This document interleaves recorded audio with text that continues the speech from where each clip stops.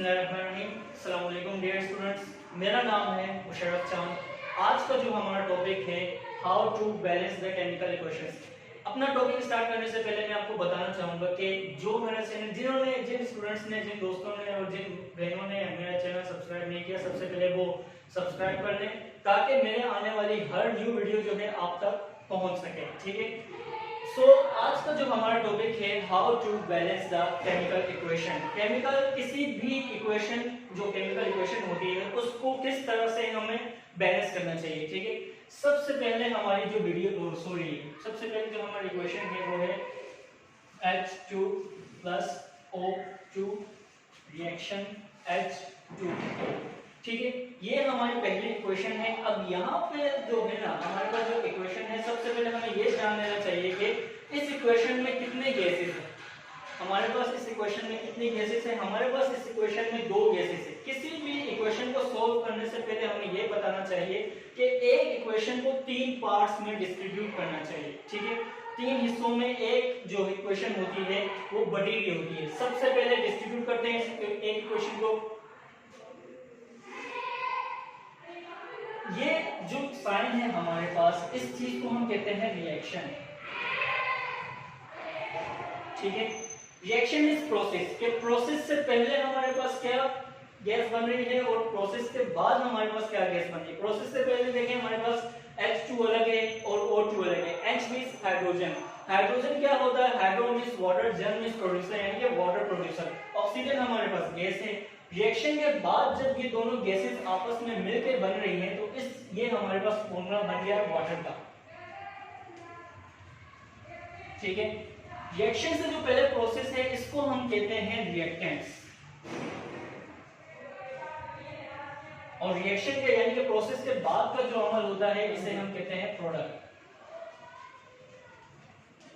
तो प्रोसेस से पहले जो हमारी वीडियो होती है, प्रोसेस से पहले जो हमारे पास इक्वेशन होती है उस इक्वेशन को हम कहते हैं रिएक्टेंट्स, और प्रोसेस से बाद जो हमारी इक्वेशन होती है उसको हम कहते हैं प्रोडक्ट। मैंने आपको चूंकि शुरू में बताया कि कोई भी एक इक्वेशन होती है वो तीन हिस्से में बटी हुई होती है, तीन पार्ट्स में डिस्ट्रीब्यूटेड होती है। अब जो हम अपनी बाकायदा वीडियो का आगाज करते हुए इक्वेशन को सॉल्व करते हुए सबसे पहले स्टूडेंट्स को चाहिए कि वो इसे रफ फॉर्म में लिखें। रफ फॉर्म में लिखने का तरीका किस तरह होता है, ये मैं आपके सामने रिएक्टेंट्स यानी कि इक्वेशन से जो पहले रिएक्टेंट्स है उनको सॉल्व कर रहा हूं। H plus O HO। ठीक है, ये प्रोसेस से पहले हमारा अमल है, जिसे सबसे पहले इक्वेशन को सॉल्व करने से पहले हमें पेयर्स बनाने पड़ते हैं। सबसे पहले हम पेयर्स बनाने का तरीका किस तरह होता है, यहाँ पर देखें H अकेला है और यहाँ पर ऑक्सीजन भी अकेला है। H का पेयर बनाया, यहाँ पर हमने ऑक्सीजन यानी कि हाइड्रोजन का पेयर बनाया और यहाँ पे ऑक्सीजन का पेयर बनाया। अब रिएक्शन के बाद प्रोडक्ट में देखेंगे कि इनका पेयर्स किस तरह बनाया है। चूंकि हमारे पास H2O दोनों एक साथ है, हमने HO का पेयर बनाया। ठीक है, अब हमने देखना है कि कौन से गैस में कितने एटम्स मौजूद है। हाइड्रोजन में हमारे पास कितने एटम्स मौजूद हैं? 2। ऑक्सीजन में हमारे पास कितने एटम्स मौजूद हैं? 2। ये रिएक्टेंट्स था यानी कि रिएक्शन से पहले का अमल। अब रिएक्शन के बाद प्रोडक्ट में हमने देखना है कि कितने एटम्स हमारे पास मौजूद हैं। H में कितने हैं? 2। ऑक्सीजन में कितने हैं? कुछ भी है, इट मींस 1, एक एटम मौजूद है। ठीक है, अब ये करने के बाद सबसे पहले हमें देखना पड़ेगा कि कौन सी गैस बैलेंस है, कौन सी गैस बैलेंस नहीं है। यहाँ पे हाइड्रोजन की मिकदार कितनी है एटम्स की? 2। यहाँ पे कितनी है? 2। और यहाँ पे ऑक्सीजन की मिकदार कितनी है? 2। यहाँ पे ऑक्सीजन की मिकदार कितनी है? 1। इट मींस हमारे पास बैलेंस क्या चीज नहीं है? ऑक्सीजन। ऑक्सीजन को बैलेंस करने के लिए सबसे पहले हमारे पास तरीका क्या होता है, हमने नंबर ऑफ मोल्स बढ़ाने पड़ते हैं। और नंबर ऑफ मोल्स बढ़ाने का तरीका सबसे पहले हमारे पास ये होता है कि सबसे छोटे मोल्स लिए जाते हैं, और मोल्स में जो सबसे छोटा टेबल होता है वो हमारे पास 2 होता है। तो यहाँ पे ऑक्सीजन के साथ हम नंबर ऑफ मोल्स बढ़ाएंगे 2 का। 2 का जब हमने मोल्स बढ़ाया, 2 के जब हमने मोल्स बढ़ाया तो 2 1 जा 2। यहाँ पे जबकि अब देखते हैं कि जब इसके साथ ऑक्सीजन के साथ जब हमने नंबर ऑफ मोल्स बढ़ाए तो हाइड्रोजन के साथ भी हमने नंबर ऑफ मोल्स बढ़ाने पड़ेंगे, क्योंकि दोनों का पेयर सेम है, एक जैसा पेयर है। इस वजह से हमने हाइड्रोजन के भी मोल्स बढ़ाने पड़ेंगे। नंबर ऑफ मोल्स 2 2 2 जा 4। ठीक है, अब हमें यहाँ पे देखना पड़ेगा कि कौन सी गैस बैलेंस है, कौन सी गैस बैलेंस नहीं है। यहाँ पे हमारे पास ऑक्सीजन की गैस जो गैस है इसके नंबर ऑफ मोल्स बैलेंस है। यहाँ पर ऑक्सीजन के एटम्स की मिकदार 2 और यहाँ पे ऑक्सीजन के एटम्स की मिकदार 2, ठीक है। जबकि यहाँ पे हाइड्रोजन के एटम्स की मिकदार 4, यहाँ पे हाइड्रोजन के एटम्स की मिकदार 4।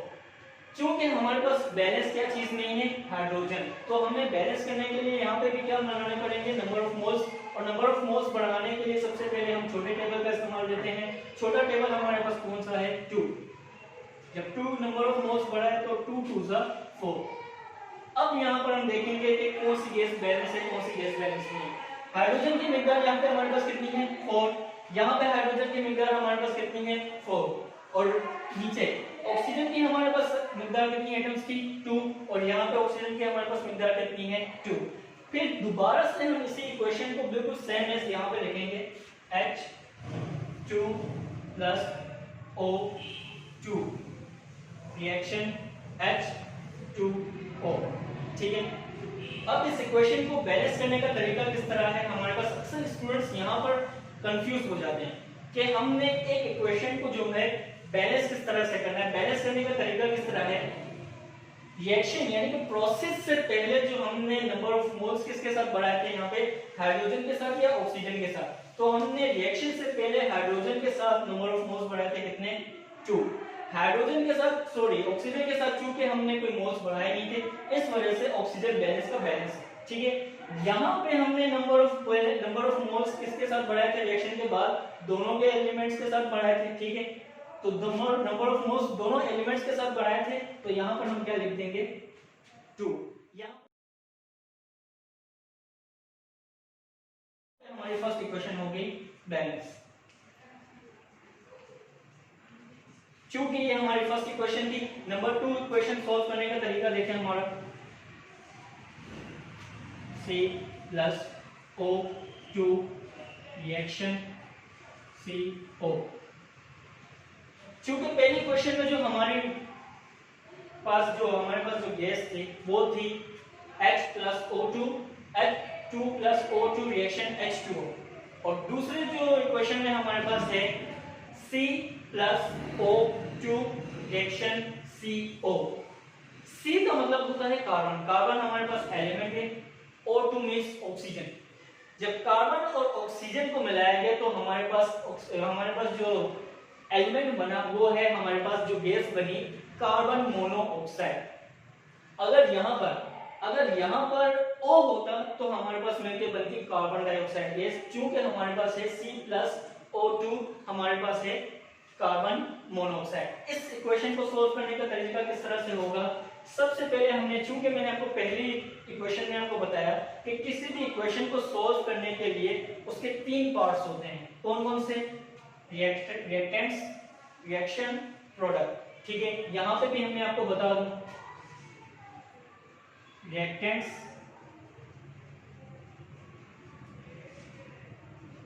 Reaction,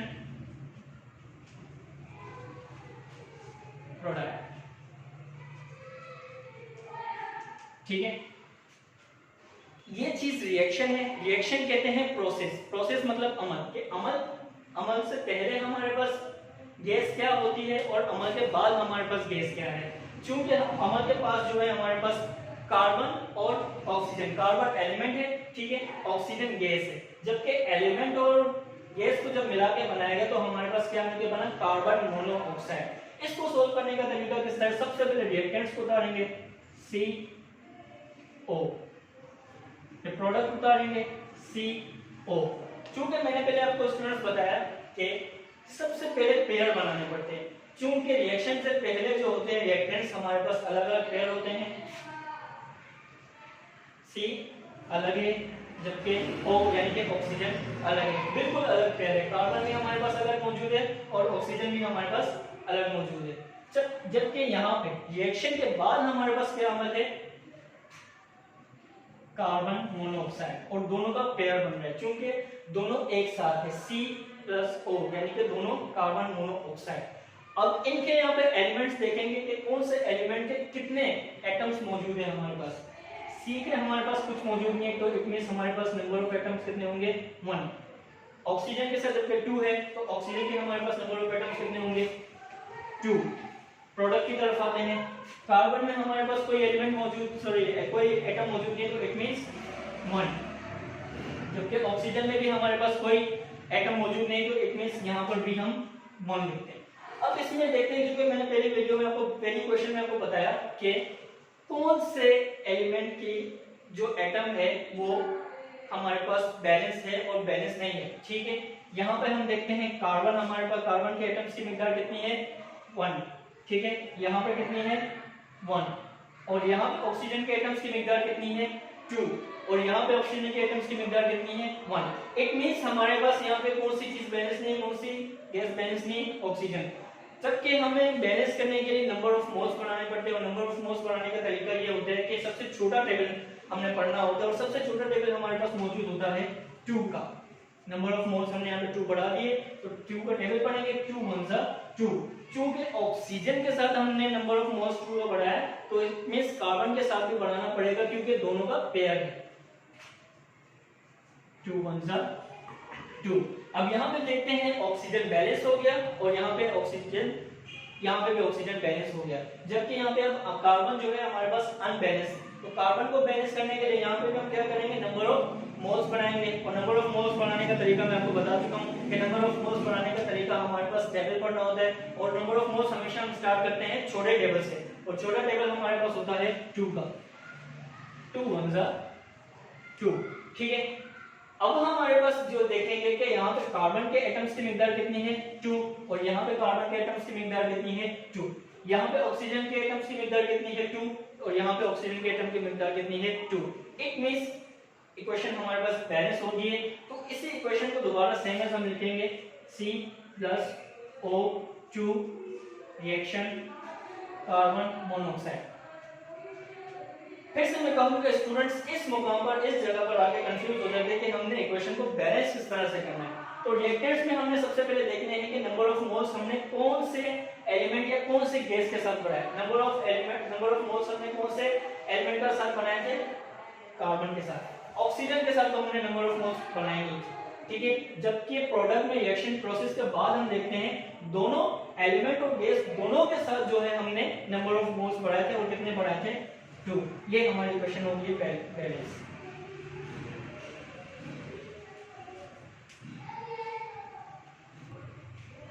dear students, I hope कि आपको जो है ये वीडियो हमारी पसंद आई होगी। तो आप अपनी राय हमें कमेंट के जरिए जरूर पेश करें और फीडबैक जरूर दें।